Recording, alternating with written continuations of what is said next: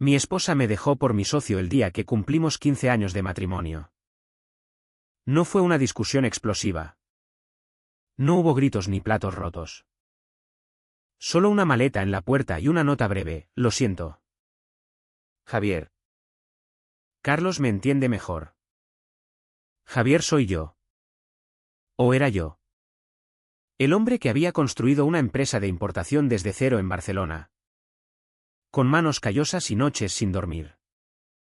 Ella se llamaba Laura. Y Carlos era el amigo de la universidad que contraté porque los hombres de verdad dirigen negocios propios. Como dijo mi tío en la jubilación de mi padre. Aquella frase resonó en mi cabeza durante meses: los hombres de verdad poseen empresas.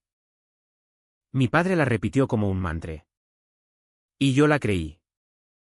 Invertí todo: ahorros, herencia, préstamos. Laura y yo nos conocimos en la Facultad de Económicas. Ella era práctica, ambiciosa, con esa sonrisa que iluminaba las reuniones familiares. Tuvimos 2 hijos. Una casa en Sarriá con vistas al Tibidabo. Vacaciones en Menorca. Pensé que era sólido. Pero Carlos llegó con sus ideas modernas. Sus contactos en China.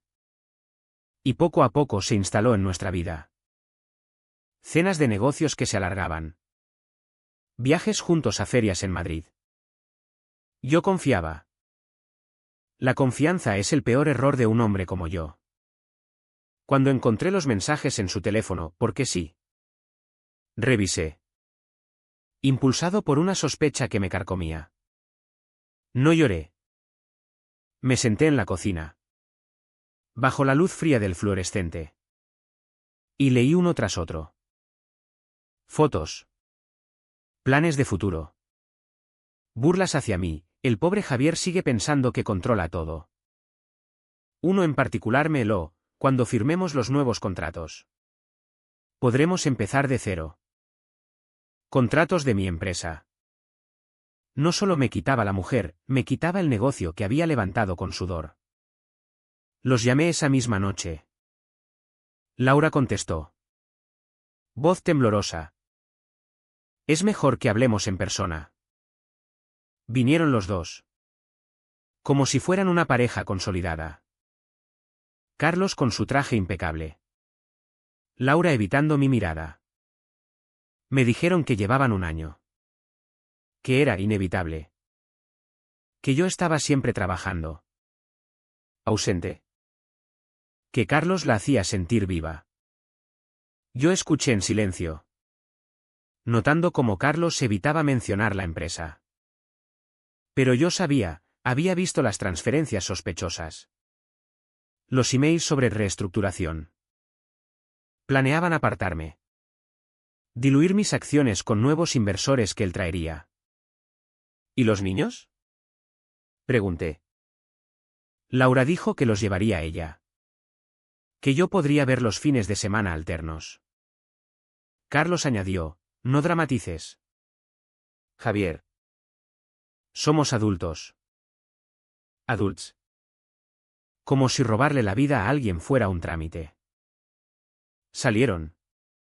Y yo me quedé solo en la casa que olía a su perfume. No grité. No los seguí. Solo cerré la puerta y empecé a pensar. Los primeros meses fueron un infierno silencioso. Los niños preguntaban por mamá. Y yo inventaba excusas. En la empresa, Carlos actuaba normal. Como si nada. Ánimo. ¿Socio?, me decía en las reuniones. Con esa sonrisa falsa. Laura pidió el divorcio rápido. De mutuo acuerdo. Acepté todo: la casa para ella. Pensión generosa. ¿Por qué? Porque necesitaba tiempo. Observar. El odio no explota de inmediato, se cuece a fuego lento. Como un buen cocido que mi madre hacía los domingos. Empecé a documentar todo. Copias de emails. Extractos bancarios. Contraté un detective discreto. Un ex policía jubilado que conocía de un caso antiguo. Me mostró fotos, ellos en un apartamento nuevo en el Eixample. Viajes a París pagados con fondos de la empresa. Carlos desviaba dinero poco a poco. Preparando el golpe, convencer a inversores chinos para una fusión que me dejaría fuera. Yo seguía yendo a la oficina. Fingiendo normalidad. Sonreía en las reuniones. Aprobaba sus ideas. Por dentro. Me repetía, el silencio no salva a nadie. Si hubiera hablado antes. Gritado. Peleado. Quizás nada habría cambiado. Pero ahora. El silencio era mi arma. Los niños sufrían. El mayor. Mark. De 14 años. Se encerraba en su habitación cuando iba a verlos. La pequeña. Alba. Lloraba preguntando por qué papá no vivía con mamá. Laura decía que era por el bien de todos. Carlos aparecía en las recogidas del colegio. Jugando al padrastro perfecto. Yo tragaba saliva y sonreía. Una noche. Solo en mi piso alquilado en Gracia. Miré el mar desde la ventana, no hay mar en Gracia. Pero imaginaba el Mediterráneo. Pensé en suicidarme. Sería fácil, pastillas. Un puente. Pero entonces recordé la frase del tío, los hombres de verdad poseen. ¿Poseer qué? ¿Una empresa robada? ¿Una familia destruida? No. Poseer el control. Y el control empezaba por no romperse. Decidí vivir. No por ellos. Sino para verlos caer. Paso a paso. Seguí observando. Cada día en la oficina era una lección de paciencia. Carlos proponía expansiones agresivas a China. Contactos que revolucionarían el negocio. Yo asentía. Aportaba datos precisos que él usaba. Laura. En las pocas visitas con los niños. Actuaba como si el divorcio fuera un trámite olvidado. Estamos bien. Decía. Con Carlos esperando en el coche. El detective me trajo más. Carlos había falsificado firmas en documentos antiguos para justificar desviaciones. Pequeñas cantidades al principio. Luego mayores. Planeaba una junta extraordinaria para diluir mis acciones con entrada de capital chino. Socios que él controlaba. Yo empecé a mover piezas. Contacté discretamente a un abogado especializado en fraudes societarios. Un tipo frío de Madrid que no preguntaba motivaciones personales. Le entregué copias. No originales. Esto es grave. Dijo. Pero necesita más pruebas. Más tiempo. Por dentro. Dudaba. Algunas noches. Bebía solo. Recordando momentos buenos con Laura. Nuestra boda en una masía catalana. Risas bajo la lluvia. ¿Valía la pena destruir todo por venganza? Los niños sufrirían más. Pero luego veía fotos de Carlos con ellos en Instagram, sí. ¿Seguían publicando su felicidad falsa? Y el odio volvía. Frío y lógico. Empecé a manipular sutilmente. En reuniones. Sugería riesgos en los contratos chinos, la corrupción allí es alta. Mejor verificar proveedores. Carlos se irritaba.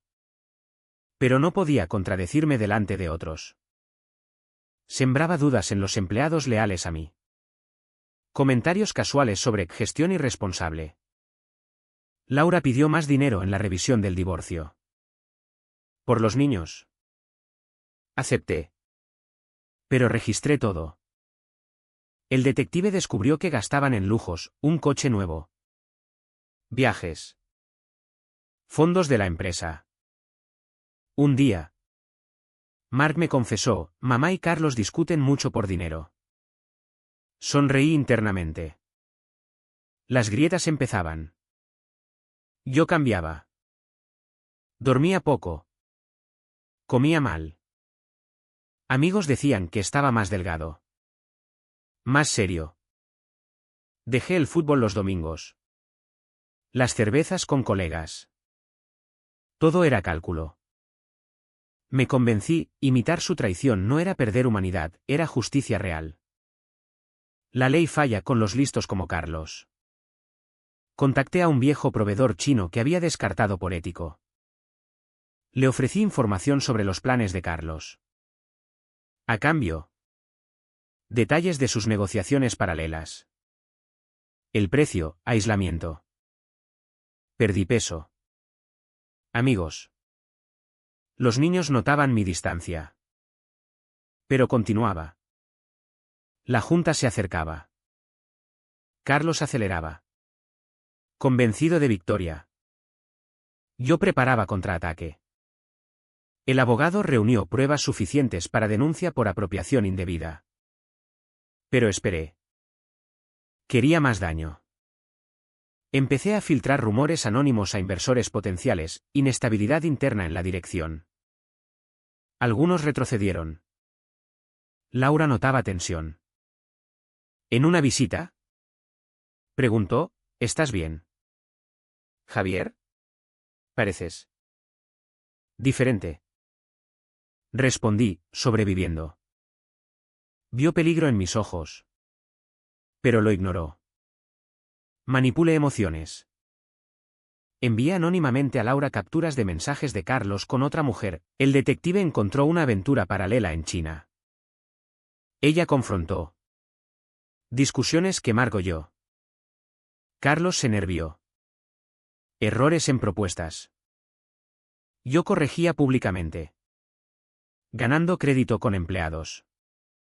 Dudé una noche, ¿detener todo? Denunciar y finir. Pero no.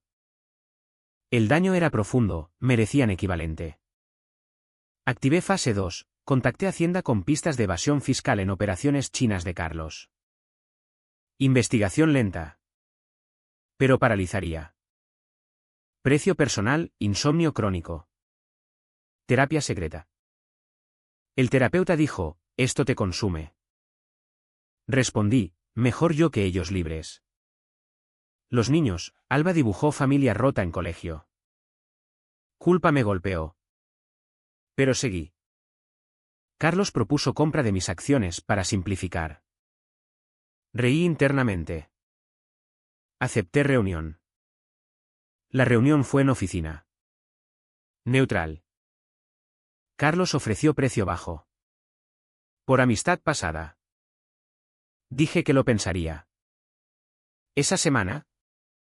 Laura llamó histérica, discusión fuerte con Carlos por la otra mujer.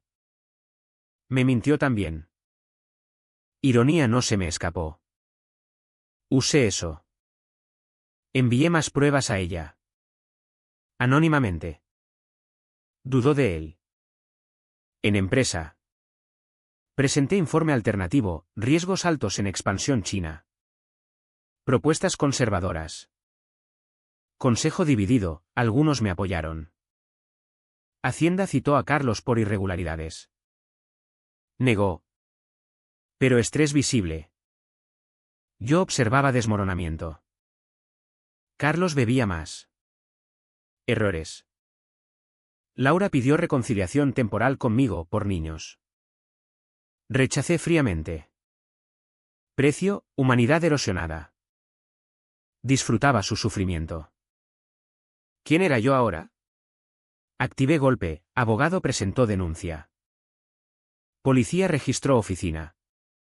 Llevó documentos. Carlos me confrontó, ¿fuiste tú? Negué. Pero sonrió sabiendo. Caos, inversores huyeron. Acciones cayeron. La empresa al borde quiebra. Carlos investigado. Laura sola con deudas. Yo recuperé control parcial vía juez cautelar. Despedí aliados de Carlos. Laura suplicó ayuda económica. Di mínima. Con condiciones visitas niños. Carlos intentó contraataque, rumores sobre mí. Pero pruebas sólidas, él perdió. Juicio largo.